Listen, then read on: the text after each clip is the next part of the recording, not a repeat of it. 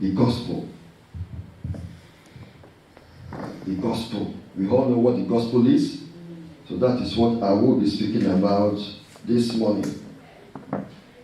In the passage that we just read now, Galatians chapter 6, 6 to 12. No, Paul was saying to the Galatians that if anybody preach any other gospel to you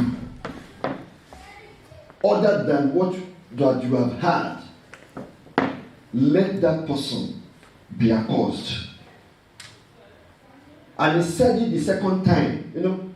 Just within those 3 verses, he repeated the same thing second time. Even if an angel comes from heaven and preach any other thing to you, let that angel be accursed.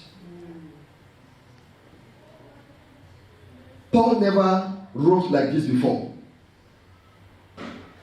So he was guarding the gospel jealously. What happened here was that people had crept into the church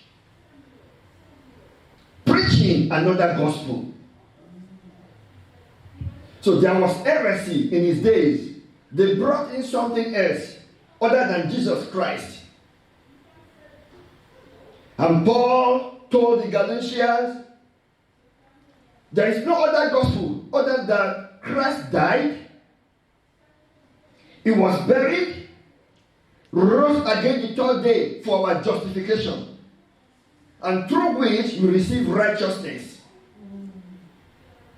So if anybody adds to this one, let that person be accursed. So serious.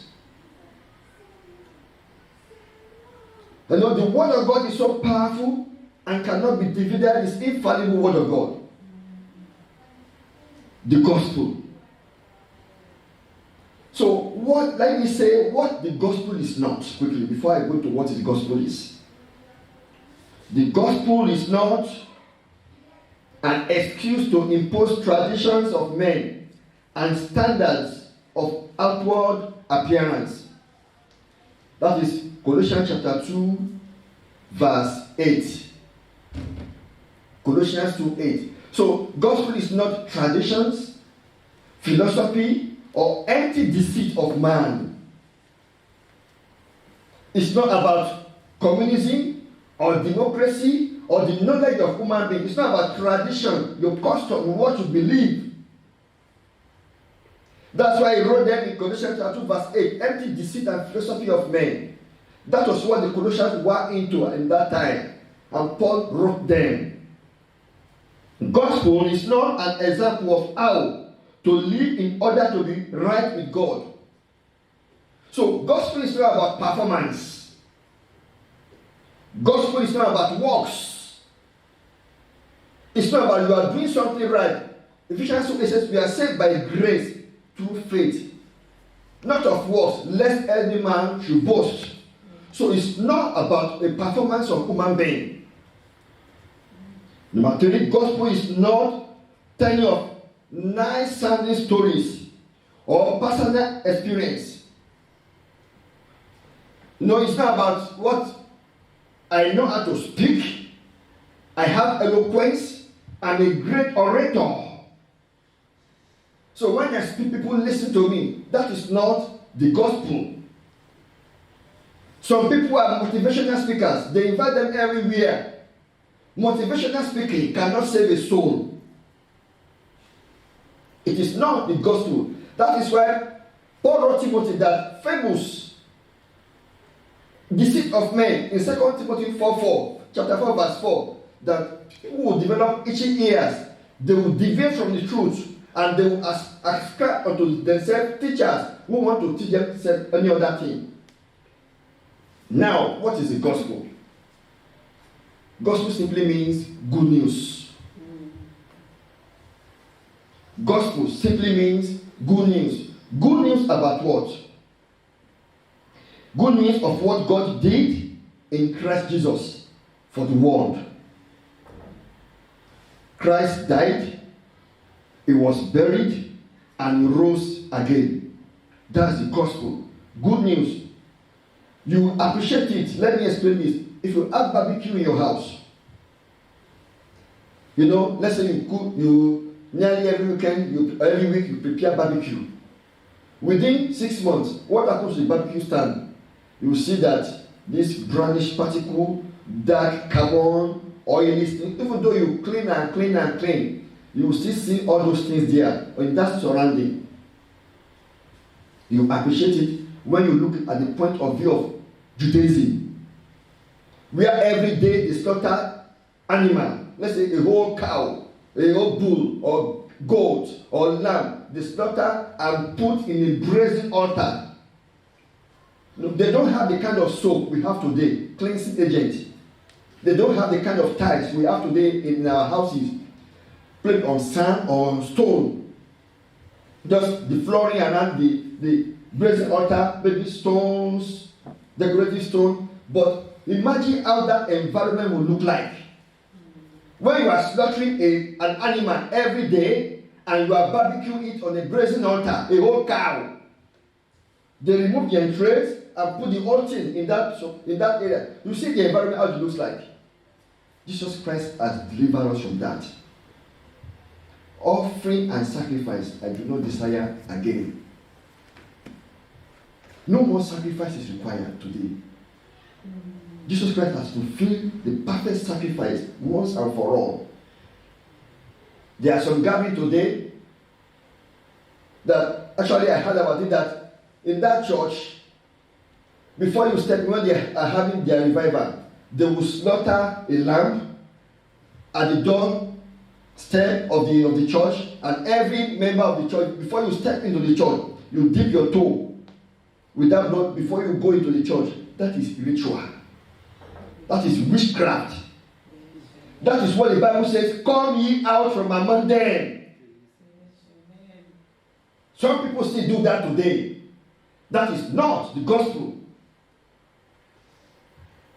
Some will say, you go to the river and go and bath yourself. You are going to read this psalm, then on your head, put this on your head 7 times, do certain things. Traditions is not the gospel. These are the additions of human beings, and this is heresy. And that is why we have the church is like this today.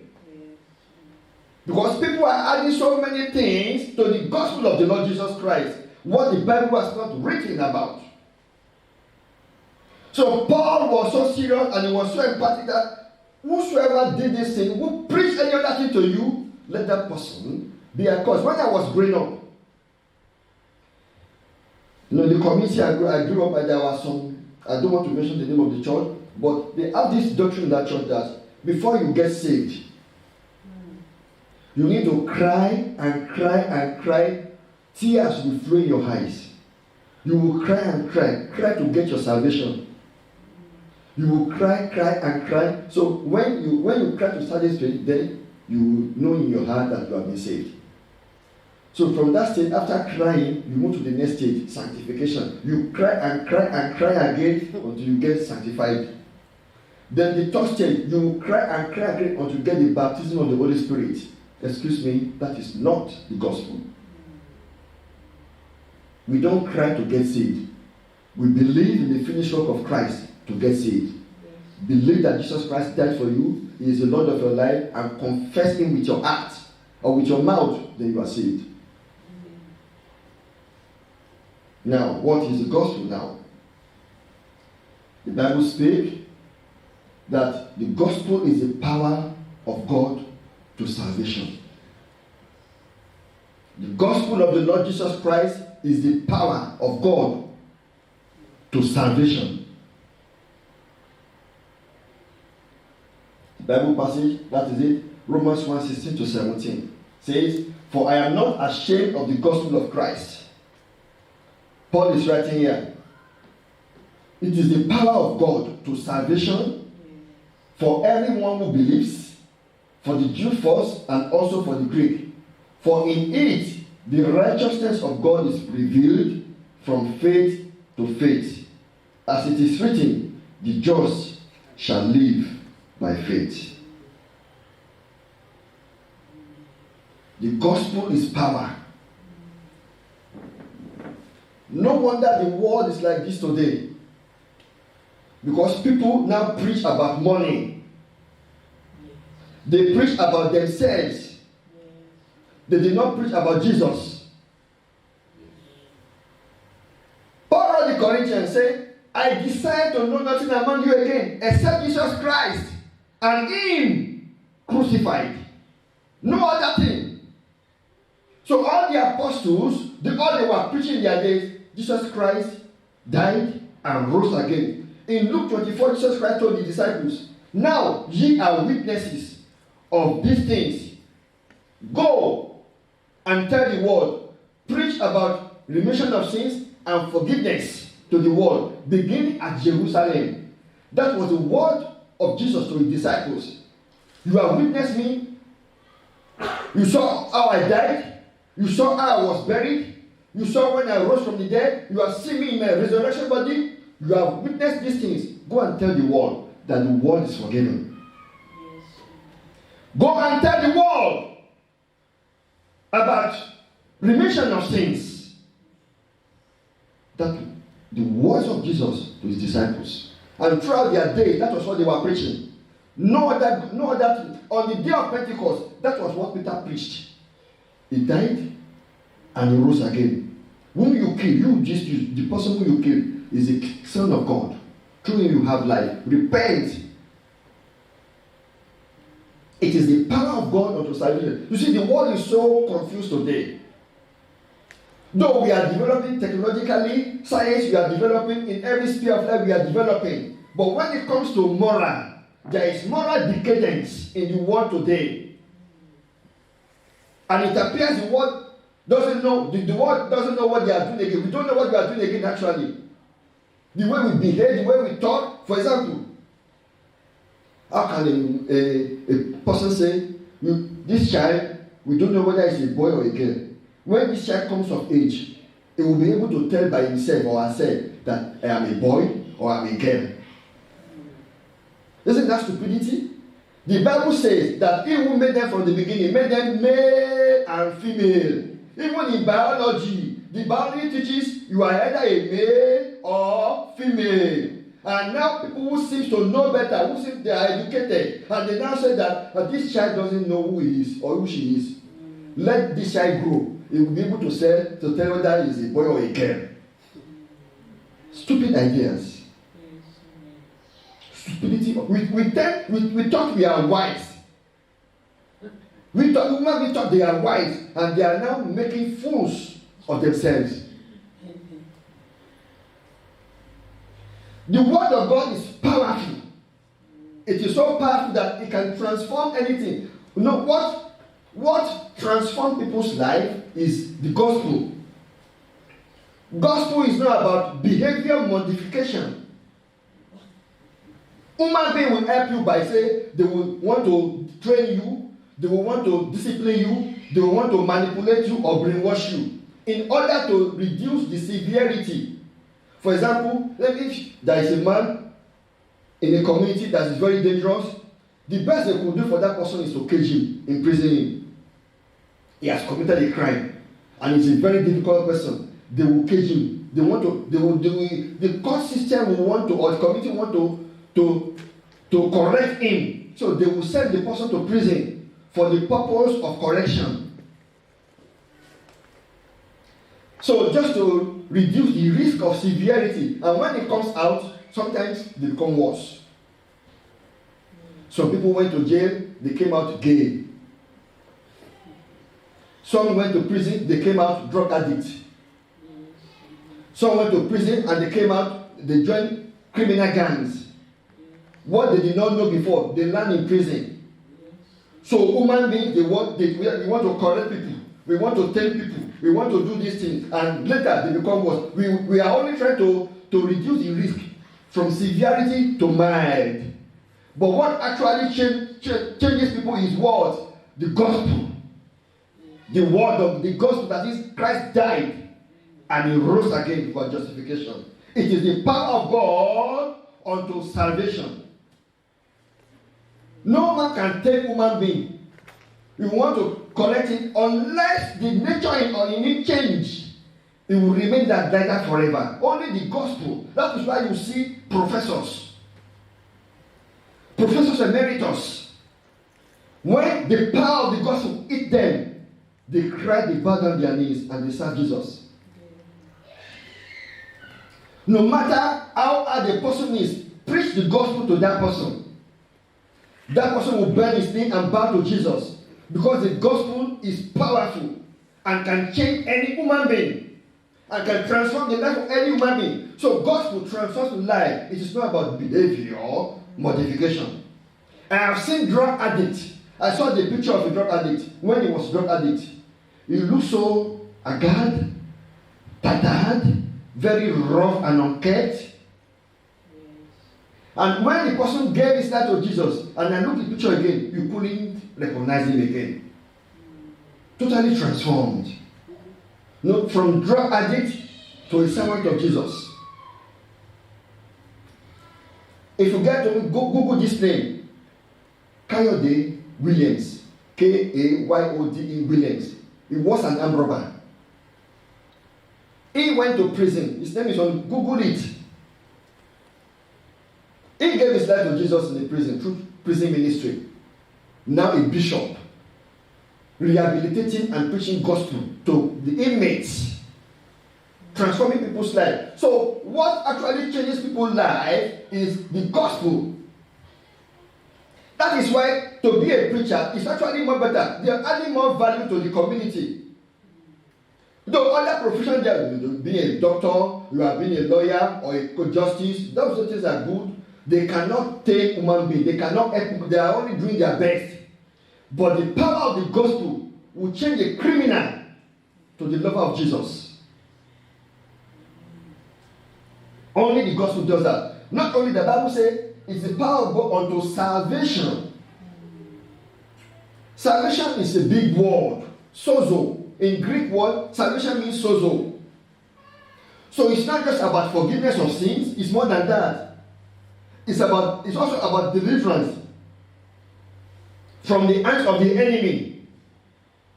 It's about getting healed from physical illnesses. It's about awesomeness.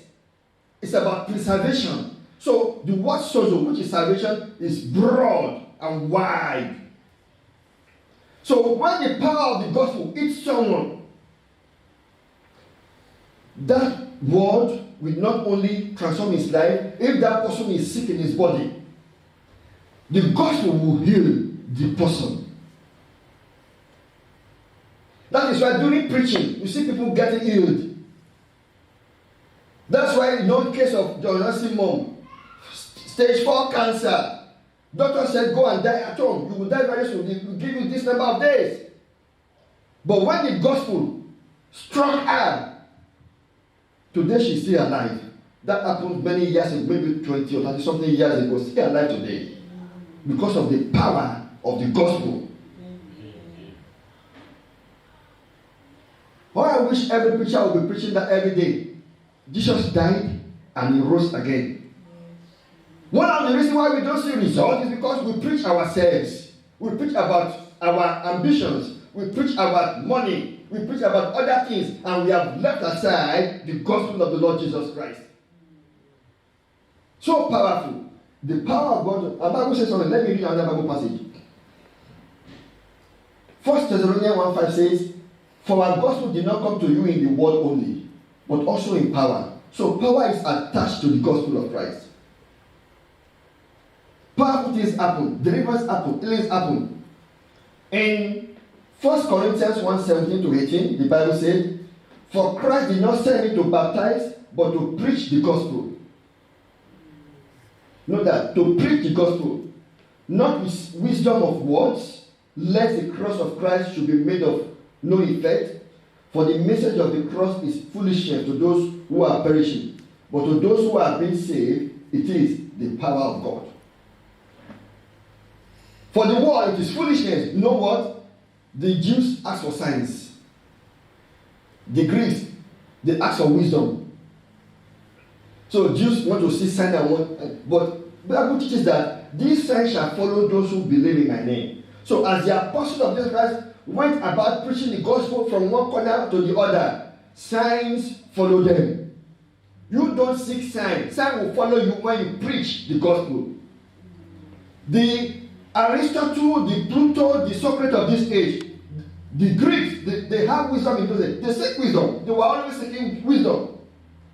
And you know, when the power of the gospel, when the power hits them, they bow to the word of God. They bow to the gospel of Christ. So it's not about eloquence, it's not about human wisdom, because human wisdom has failed. But the gospel remains forever. Praise the name of Jesus. Hallelujah. Point number 2. The gospel liberates from sin. I say that again. The gospel liberates from sin. Its power, effects, and condemnation. It is only the gospel that can remove the power of sin from someone's life. We all sin through Adam. Actually, the original sinner was the devil in heaven. And he came to earth and he transferred the same thing to Adam. And he deceived Adam and the sin. So we all had Adamic nature. So all human beings upon the face of the earth had human nature, which you call Adamic. It is sinful. And the only thing that could transfer us or could deliver us from that power of sin is the gospel. The Bible says in Romans 8:1-2, for there is therefore now no condemnation to those who are in Christ Jesus, who do not walk according to the flesh, but according to the Spirit. For the law of the Spirit of life in Christ Jesus has made me free from the law of sin and death. Now, let me explain this. Adamic nature is so bad to the extent that even a child that, let's say the child did something wrong. Now you threaten to smack the child. Before you know it, the child will be stammering and will be lying. Who taught that child to lie? Who taught the child to lie? Even the kind of thing you have not had before. Who taught that child? Because of the nature. The Adamic nature in that child. All human beings had that nature. So when Jesus died on the cross and rose again, what he did was to destroy that nature. He destroyed that Adamic nature, that the desire to be sinning, the desire to be doing evil, the desire to be at the side of the devil, the desire to be independent from God. Jesus Christ came and destroyed that nature. A good tree bears good fruit. A bad tree bears bad fruits. So what Christ did was that he changed our roots and our location at birth. What I mean about is a spiritual birth, when we gave our life to Jesus. He changed our roots. Because when you see a tree, a mango tree, it's because of the root. It will bear mango fruit. When you see an orange tree, it's because of the root. It will bear orange. So that root in us, that nature, the nature to be seen in that Adamic nature, was destroyed at the cross of Jesus Christ when he died on the cross for us. He did not only do that, he also changed our location. This is why the Bible says in Colossians 1:13 that he has translated us, or he has delivered us from the kingdom of darkness unto the kingdom of his dear Son, the Lord Jesus Christ. So we are out of something into new thing. Out of sin into life.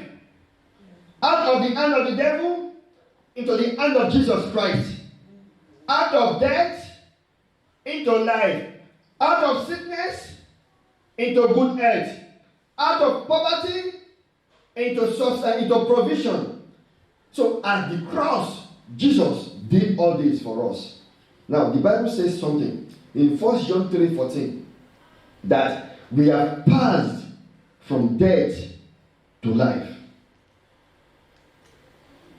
So for every believer, we are not at the stage of death again. We have passed that stage. So death is behind you.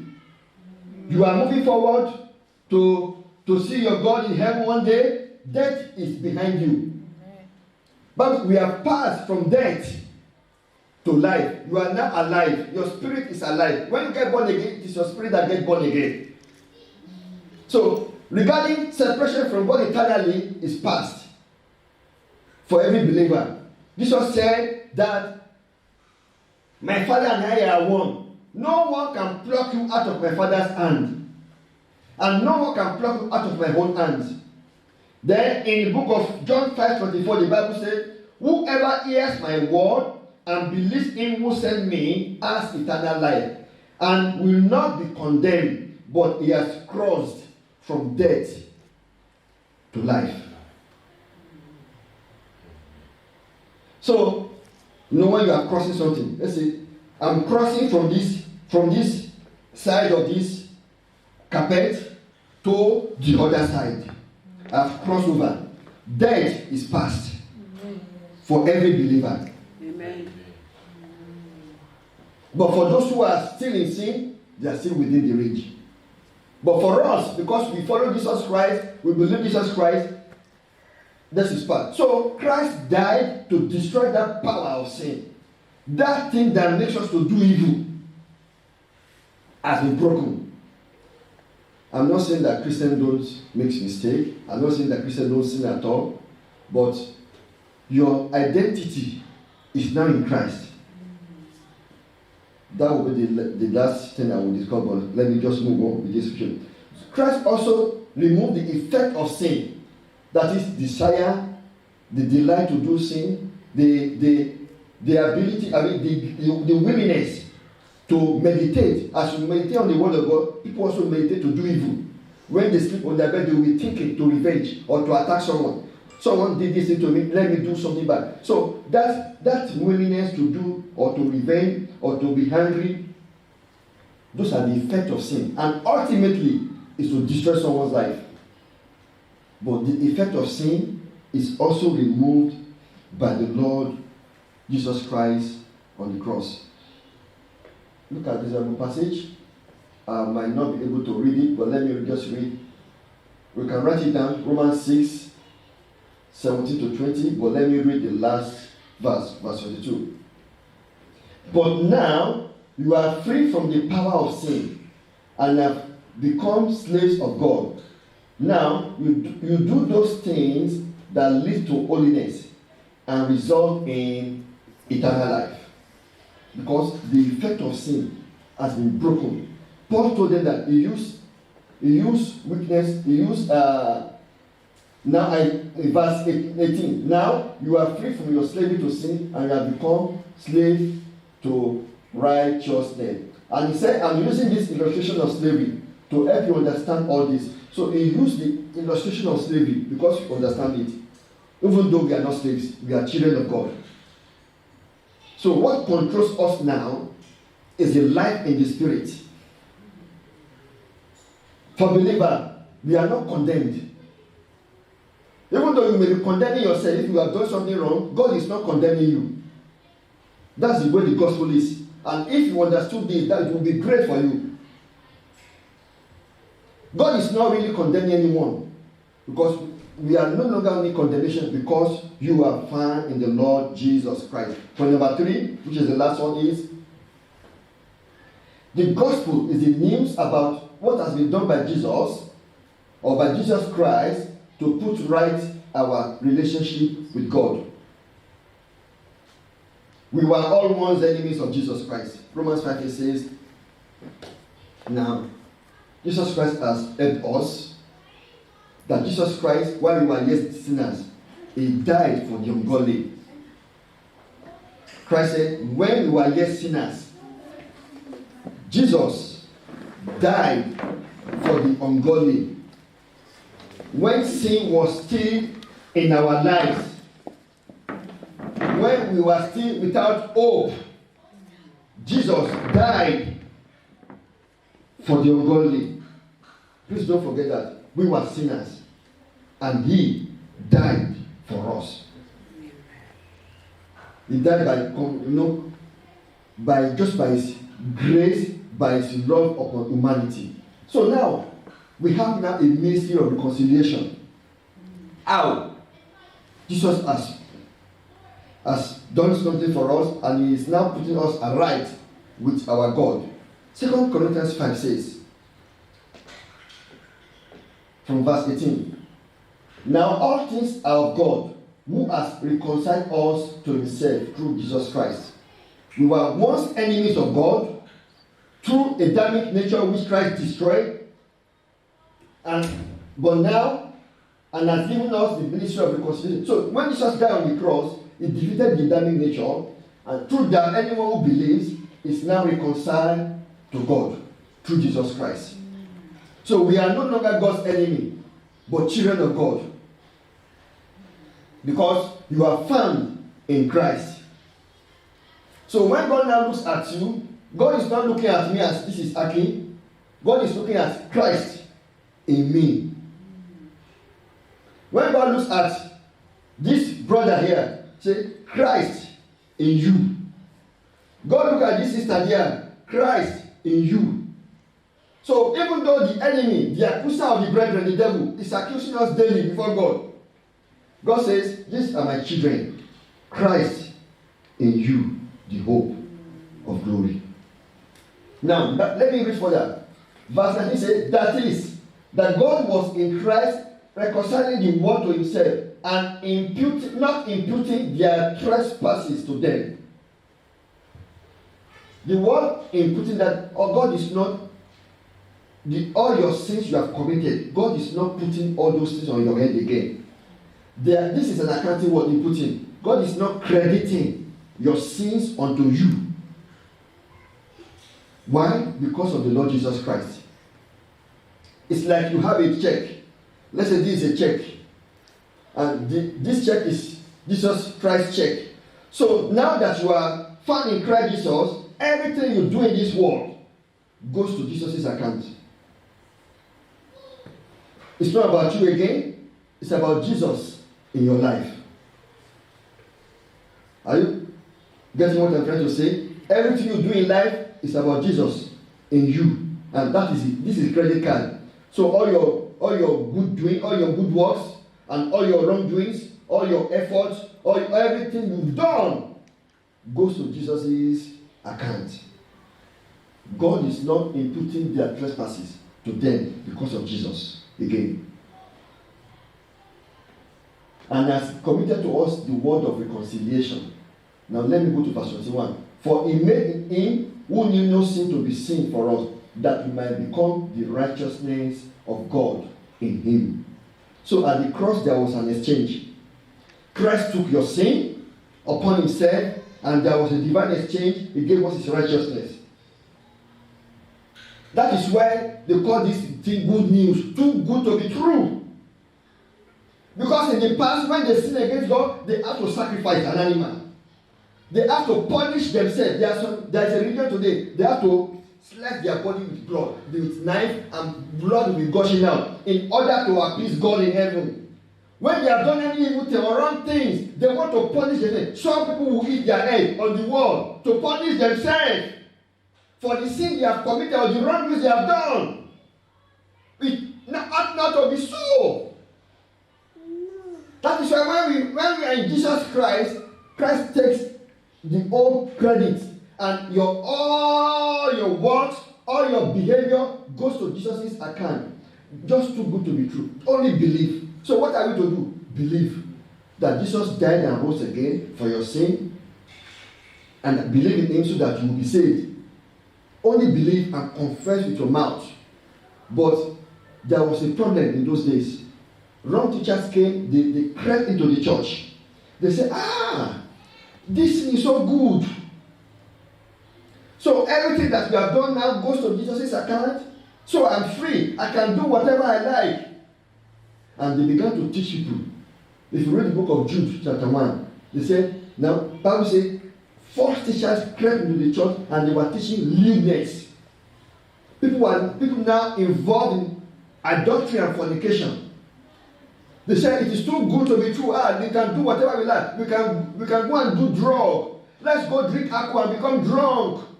They miss the whole point. Although Jesus did not condemn sinners, he loved them, but he warned them, go and sin no more. Woman caught in the adultery said, those who want to stone you, where are they? They all left. But woman, I tell you, go and sin no more. Believing Jesus Christ doesn't mean that because we are free in Jesus Christ, doesn't mean that we want to live our life the way we want it. No! That is why false teachers, back when they are false teachers, they dress like a wolf, like a sheep, but underneath is wolf. They are snake within the body, teaching heresy that now because you are free in Jesus Christ, do whatever you like to do. That is not what Paul is saying. Although when all your accounts go to Jesus, you can still not be living anyhow. Don't just live anyhow. And those things you are struggling to do before, oh, God, I want to stop this behavior.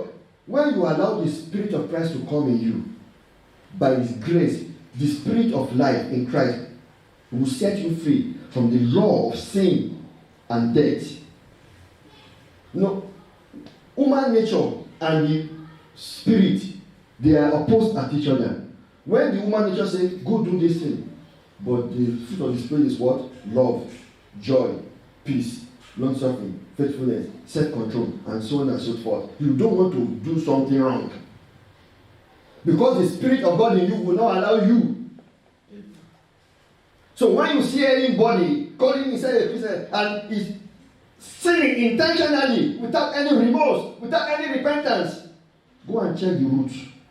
Maybe he has not given his life to Jesus. Maybe it's just mouth confession. That they say, let us confess, and I confess. Maybe his heart is not really with Jesus.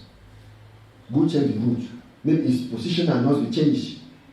He's still with the world. He's not with Jesus. Christ said, these people worship me. They call me Lord, Lord, Lord, but their heart is far from me. Christ said, these people, I do not know this kind of people. So the gospel liberates people. And the gospel will do what again? Is the power unto salvation. The gospel now set us right with God. We are God's friends today. Because it's not about you again, it's about Jesus in your life. Jesus in your life. Period. As easy as that. But now, what should we do about the gospel? Go and preach it. Preach it to the world, to your family, to your friend. It's unfortunate that some people will say, I don't want to talk to people because they will say that I don't want to hear it again. You are helping people to say no. When you say they won't listen to me, they haven't told you that, have they? But you are the one saying they will not listen to me. So you are helping them to say no. When they have not heard. So the gospel must be preached. The gospel must be taught. And what is the gospel? Christ died. He rose again to save us. So if you believe in that, the finished work on the cross, confess with your mouth, believe in your heart, you will be saved. As simple as that. This is good news. Too good to be true. God is not. It is something you get effortlessly. No money involved, no ability, nothing. It's about believing in your heart, confess with your mouth, and you shall be saved. It's very easy. That is why they call it good news. Not about go and do something else. No. Preach it, and you will see the results. Signs and wonders follow those who preach the gospel. And may God help you as you have listened today. May God help you to preach the word to your family members first. From your family members to your neighbors. From your neighbors to your workmates. And anywhere you find yourself in the place of the planet. God help you in Jesus' name. Amen. Amen.